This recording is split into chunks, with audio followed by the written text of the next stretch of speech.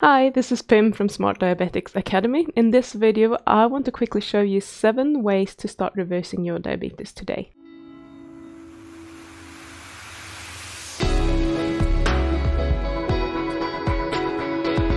For most people, diabetes reversal isn't actually that hard to achieve. In some cases, where someone has been diabetic for many years, they might have been put on insulin and a lot of other medications, etc., it might be a bit harder. It might take a bit longer to do, and you may not be able to go back and eat the way you did before. But that is the case for pretty much everyone, because we are not made to eat that way. And that is the way that is getting us sick. If we don't get diabetes, we get something else. So that's a totally different topic, but what I want to say is that when we eat a diet that isn't appropriate for us, we are going to get sick. So there is no way of saying, yeah, I can't reverse my diabetes because I can't eat the way I used to do, then I get sick again. We're actually poisoning ourselves by eating that way. That's why you are getting sick. So I think a lot of people are looking at this from the wrong angle and seeing the normal diet, if you like, as something that everyone wants to achieve or being able to go back to, when in fact that isn't healthy at all. So anyhow, no matter where you're at, I want to tell you a few things. There are things that you can do, that you can start do straight away to get you on track. So the first thing, and the most important thing that I want to mention, and I think that most of you who are diabetic are aware of this, and that is removing all sugars from your diet.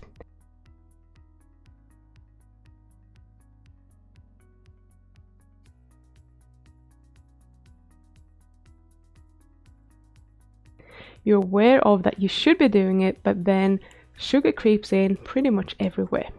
So first of all, it goes for both processed sugar and natural sugars. It doesn't matter how clean the source is, if it's organic, doesn't matter. In your body, it will still act the same way, and it will still cause the same sort of problems with your insulin and blood sugar.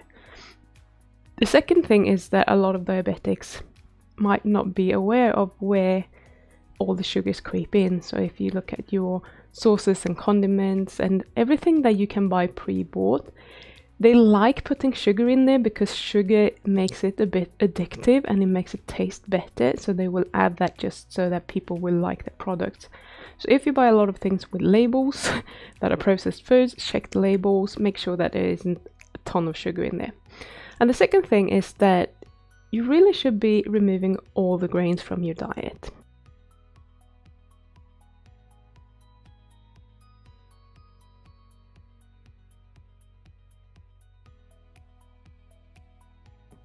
And preferably all starchy vegetables as well. And you want to replace this with fat. So you can't just cut these out and then not adding any fat, because you're going to be very hungry, okay? So add more healthy fats to your diet. Number 3 is exercise.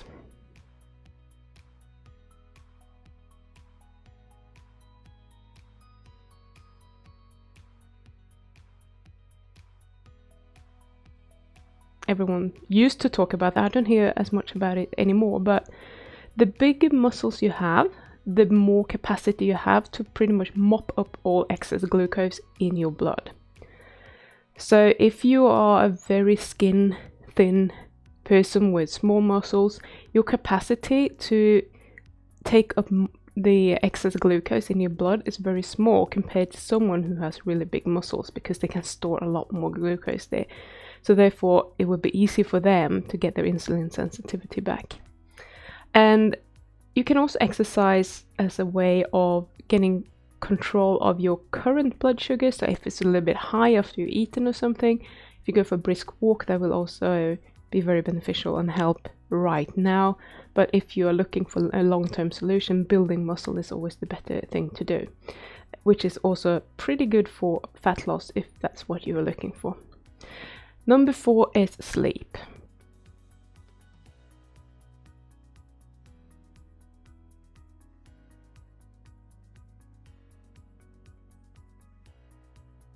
Okay, So if you don't get enough quality sleep, you will automatically be more insulin resistant than someone who has had more sleep, or a version of you that has actually slept well.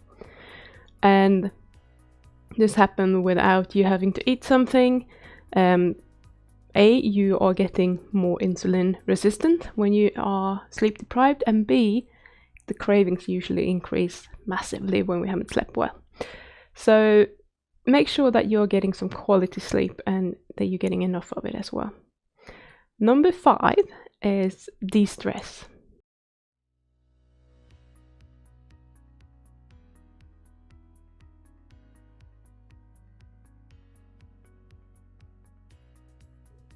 So whenever you are feeling stressed, when your body is filled of stress hormones, what's happening is that this is a stress response, and it's meant to only occur when your life is in danger. So the signal to your liver is create more sugar and release more sugar, because we might have to run from this tiger. We need this energy and we need it now.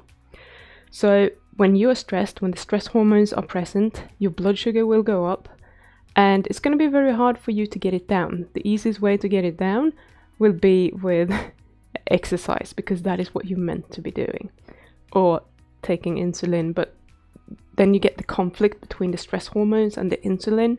They counteract the insulin, so it's not a good solution, even if you're on medication. So you need to get your stress under control. And then number 6, I think you should be practicing some type of intermittent fasting.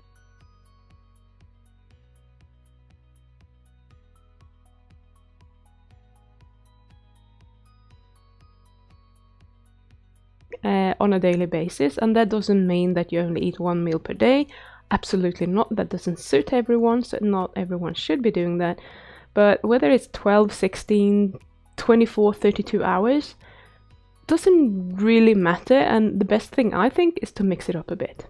So just do it. If you haven't never done it before, make sure that you at least get a 12-hour period where you're not eating or drinking anything with calories in, and then maybe from there you can extend it a bit.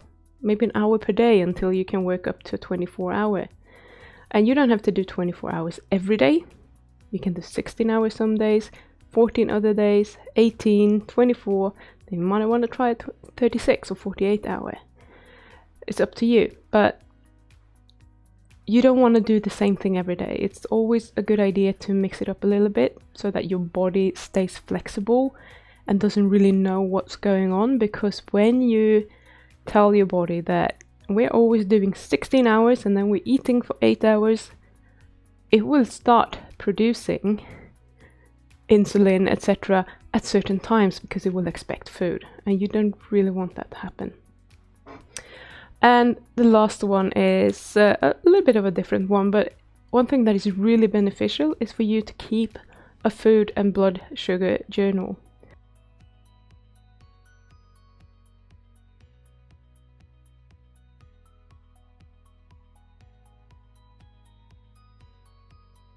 So this is useful in terms of obviously figuring out what foods are good for you, which ones you react to, how much you can eat of certain foods, etc. And then backtracking when and if some problems occur with your blood sugar. So that's perfect. But they're also really good for your motivation and staying on track. So there is actually scientific research that shows that people who track the results they do twice as well as people who do not track the results, doing the same thing with the same sort of goals. So just by doing that, you will probably get better results. Okay, so just to recap quickly: 1, cut out the sugar; 2, cut out the grains and starchy vegetables; and 3, get some exercise; 4, quality sleep; 5, de-stress; 6, intermittent fasting; and 7, keep a food journal or food blood glucose journal. So that was all that I had for you today. I hope that you find this sort of information useful. So please, if you do, give the video a thumbs up. That really helps the channel. And also subscribe to the channel and click that little bell icon down there so that you will be notified the next time I put a video up about how you can reverse your diabetes. So I will see you in the next video.